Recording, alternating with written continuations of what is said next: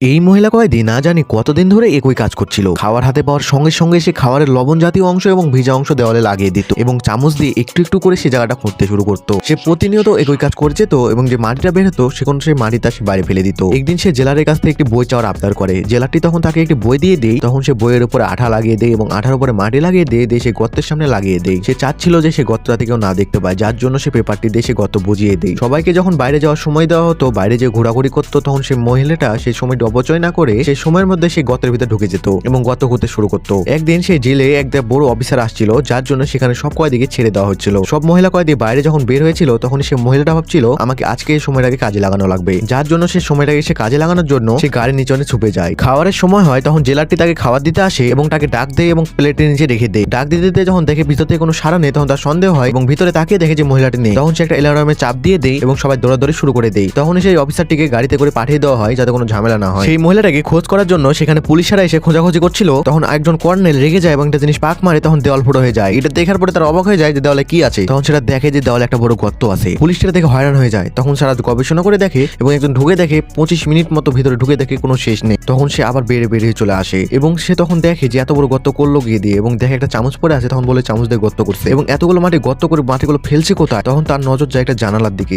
দিয়ে দেখে এই জানালা দিয়ে মাটি ফেলা হয়েছে। তখন সে বুঝতে পারে এটা আসল রহস্য হচ্ছে, এটা হচ্ছে একটা ধোঁকা, কারণ সে তো আগে